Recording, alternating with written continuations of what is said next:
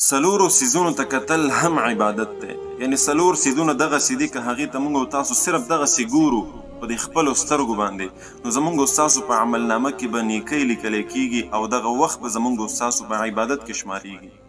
نه پکې ستړیوالی شته، نه پکې ستوماني شته، نه پکې روژه نیول شته، نه پکې ذکر کول شته، بس صرف جسټ کتل دي ورته، صرف او صرف لیدل دي ورته. دغه څلور څیزونه کم دي؟ په هغې کې اولنی دی بیت الله شریف، د الله کور ته کتل، صرف په دغسې په دې خپلو سترګو ورته کتل، الله دې زموږ او ستاسو ټولو نصیب کړي. صرف ورته کتل هم عبادت دی.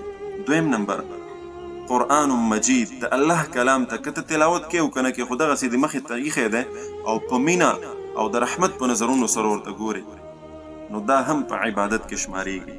او دریم نمبر د یو حق پرست عالم مخ ته کتل، یو دیني عالم دی، اسلامک سکالر دی، حق پرسته دی، په صحیح عقیده باندې جوړ دی، د هغه مخ ته کتل هم عبادت دی. او څلورم نمبر چې دا موږ او تاسو سره په خپل کور کې الحمدلله اویلیبل دی، والدین، مور او پلار، د هغې مخ ته په مینه باندې کتل، د رحمت په نظرونو باندې کتل، دغه وخت هم الله جل شانه زموږ او ستاسو په عبادت کې شماري. څلور څیزونه دي. که الله چاته موقع ورکړي بیت الله شریف ته دې ګوري، که الله چاته موقع ورکړي ده بلکې هر چا سره الحمدلله په کور کې هر ځای کې قرآن دی، قرآن ته ګورئ، علماو ته ګورئ، خپلو والدینو ته ګورئ. د والدینو په باره کې درته یو بل حدیث ووایم، وایي کوم انسان چې خپلو والدینو ته د رحمت په نظر سحر یا ماښام هر وخت ګوري او د مینې په نظر باندې خپل مور او پلار ته ګوري، د رحمت په نظر باندې ورته ګوري د خپلو والدینو ته، وایي الله جل شانه به د دغې مینې او د رحمت په نظر چې د خپلو والدینو ته پې صرف وکتل، وایي الله جل شانه به د یو قبول شوي حج او عمرې ثواب د په عملنامه کې ولیکي. صرف او صرف خپلو والدینو ته په مینه او د رحمت په نظر سره کتل. سبحان الله، ګورئ څومره یو عظیم نعمت زموږ او ستاسو سره په کورونو کې موجود دی، خو موږ او تاسو سره یې قدر نشته.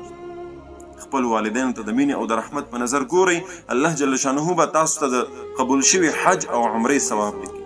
سبا حج او عمره څومره مشکله ده، لکونه روپۍ به لګې، څومره تکلیف به وباسې، د یو وطن نه بل وطن ته مشکلاتو سره به مخامخ کېږي، مالي لحاظ سره انسان څومره چې د سختۍ کې او تکلیف کې راځي.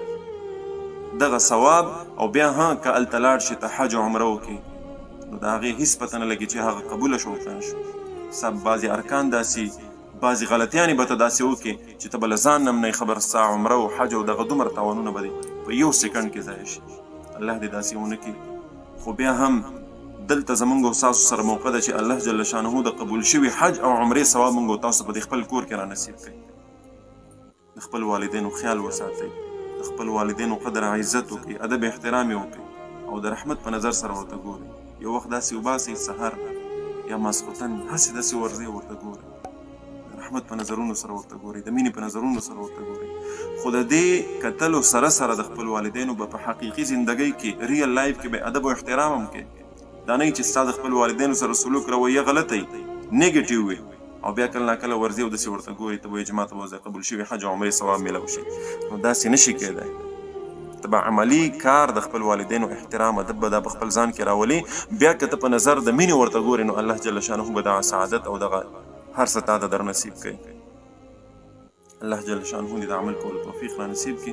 موږ او تاسو په نیکیانو پسې ګرځو، د قیامت په ورځ به یوې نیکۍ پسې انسان ګرځېږي. خپل مور او پلار، خپل وروڼه، دوستان، بچي، ښځه، هېڅوک به ورته یوه نیکي نه ورکوي او د یوې نیکۍ د وجې نه به ته د جنت نه رایساري او د دغې یوې نیکۍ د کمېدو د وجې نه به ته فیصله د جهنم کېږي، د جنت نه به رایسار کړی شي. یوې نیکۍ قدر به هلته موږ ته معلوم شي. نو دغه څومره نیکۍ دي، دغه څومره موقع دي زموږ او تاسو سره چې دا موږ مس نه کړو. الله دې د عمل کولو توفیق را نصیب کړي. دغه ویډیو پیغام در سره ضرور شریک کړئ. السلام علیکم ورحمة الله وبرکاته.